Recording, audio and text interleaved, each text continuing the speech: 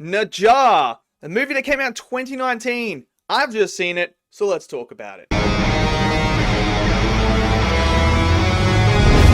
So after I saw Nezha, which I believe I'm pronouncing it right, hopefully I am. People said, I'm pretty sure that's what you guys said, Nezha is how you pronounce it, and I'm pretty sure in this movie that's how they pronounce it as well. So I'm not butchering it. Hopefully I'm not. So when I saw Nezha 2, now my review is going. It's crazy. I can't believe I think it's at 70K or something like that. This is just crazy, and I thank everyone who watched it. Because honestly, I didn't even know this stuff I knew about Sun Wukong, I knew about that stuff, but I didn't know about all of it. I'm not gonna lie or anything. I knew who Sun Wukong was. I dived into him a bit, but I haven't actually dived into the Chinese mythology or anything like that. So everyone was telling me I need to watch the first one because it's going to enhance my whole aspect and opinion on the second one in like a different way. So I was like, you know what? Because I didn't even expect to watch this movie, to be honest. I was supposed to see Paddington in Peru, and then something came up and I couldn't go to that showing, and I was like, well, I can go to this one. Watched the trailer, and I was like, you know what? I'll give it a go. So now I sat down and watched the first one, and I'm telling you right now, you were all correct. You were all correct. Watching this first movie has changed how I view the second movie now in a better way. I think the second movie is even greater now. I honestly do. So I sat down and watched Nezha for the first time today. And this movie's really good too. Like, you have two movies that are so freaking good, man. I can't believe that. Look, my only criticism about this first movie is, how was I not able to see this in theaters? How was I not able to see this in theaters? Because it's so rich again. It's rich with so much lore, so much mythology. The characters, I mean, look, let's break this down. The major theme that I got out of this first movie is you have Nezha, who is being born. So this is where we see them being born. And Bing, when they're getting born, and how the roles were actually supposed to be the other way. The demon pill was supposed to be destroyed, while the what's called the spirit pearl was supposed to be Nezha. He was supposed to be that one, but it turned out he didn't because of all the stuff that happened. And obviously Shang plays a massive role in that. This guy is just, and now I understand a bit more context to him and his whole idea, how he's actually a demon. He's part of like the leopards. So that changes my view on him in the second movie as well. So, but the main thing is we have Nezha, who's going through a very dark time growing up. Now, the whole idea is in 3 years, he's going to die. He's going to get struck from the heavens, like lightning from the heavens is going to kill him. But it's the theme of just wanting to be accepted. It was very deep. I couldn't believe it.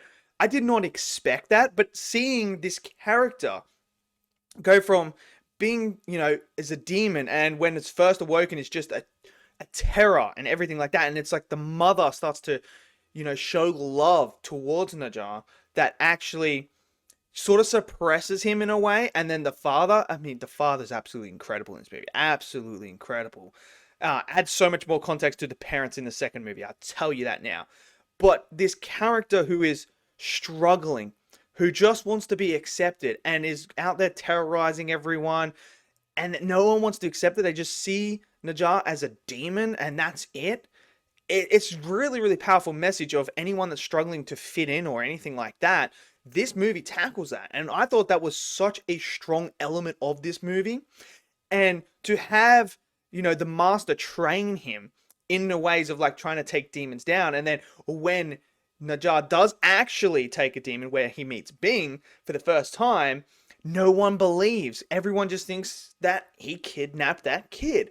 So again, and you see the complex of this character who is seen as a demon in the whole human eye, but when they do something good and stop a demon, no one wants to believe. So you could imagine what this character's going through when that sense of rejection comes again after doing a good deed, doing what they do, trying to be seen in that light, and then you get rejected again and no one wants to accept you again. How must that play on this character?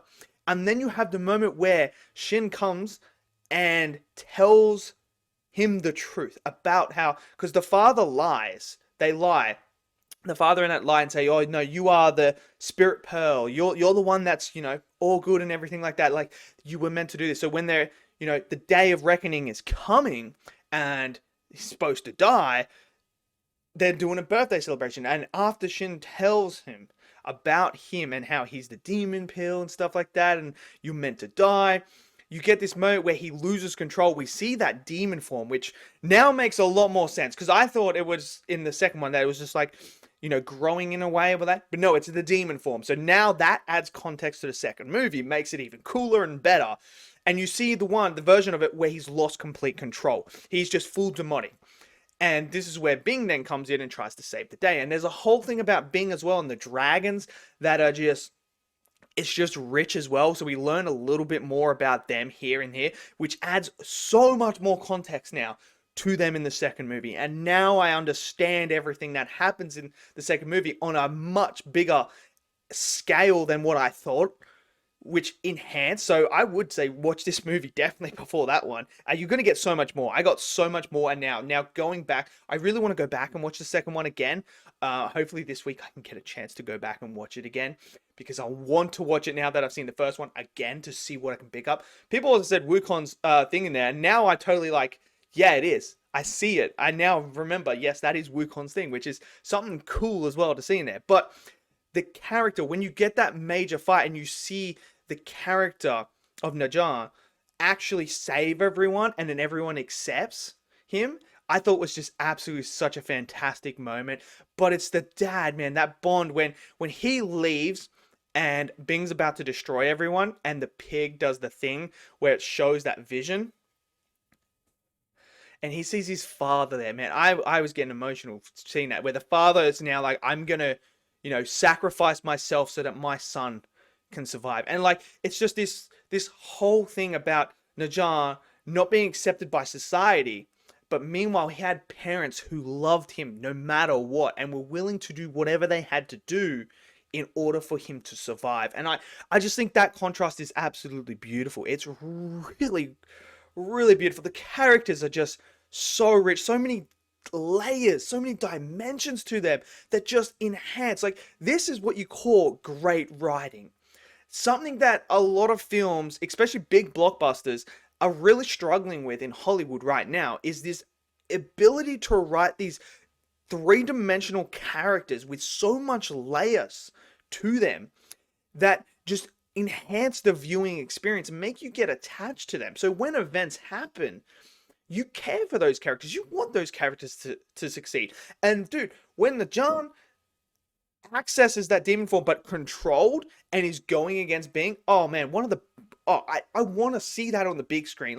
That is the one thing that I'm so annoyed about, is I don't get to see that on the big screen, because the animation here is stunning as well. It's the blues and the reds, they just pop. Just the background imagery is just so aesthetically pleasing that everything about this movie makes me so annoyed that I didn't see it in the biggest screen possible.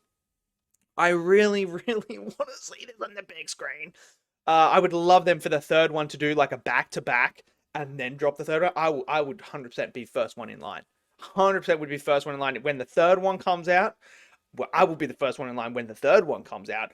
But I want them to do first and second back-to-back with the third one. I would love that. I would love to see that.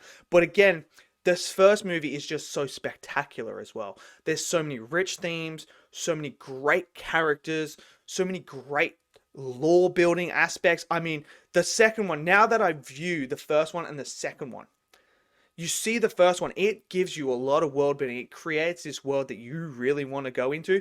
But then the second one is like, yo, we're going to take it up a notch. We're going to give you some heavenly stuff. We're going to dive into that aspect of it.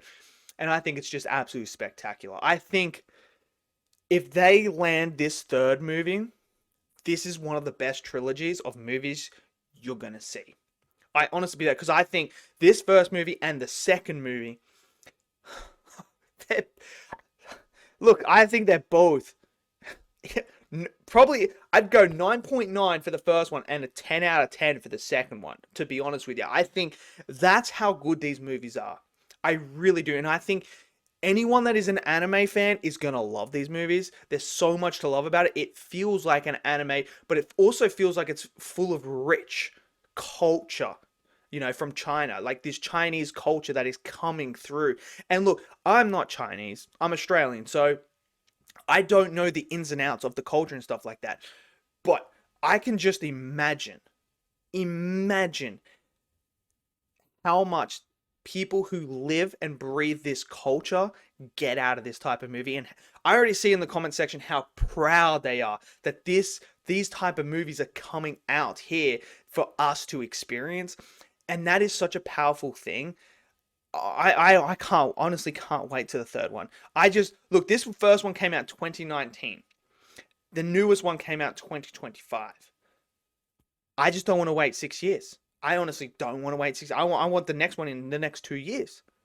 I want to see that next one. And whether or not Sun Wukong's going to come in or not, I mean, that'd be pretty badass, to be honest. I would think that'd be badass. But obviously, I don't know the story and culture or anything like that. So I don't know what's going to happen in the third one, which is something great that I'm excited for. But Nezha, man, this first movie is freaking incredible. The second movie is just as good.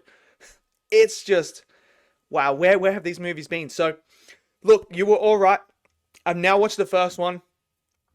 My experience with the second one now is just completely different. It's just even better now. I think that second movie is even better now. It's going to be a tough one to top this year. It's going to be a very, very tough one to beat out of the top 10 for my movies of the year. It's going to be tough. So let me know what you guys think of the first one and the second one. Smash it in the comment section below. Smash that like button for me. Click subscribe. And I'll see you guys next video. Until then, stay safe and peace out.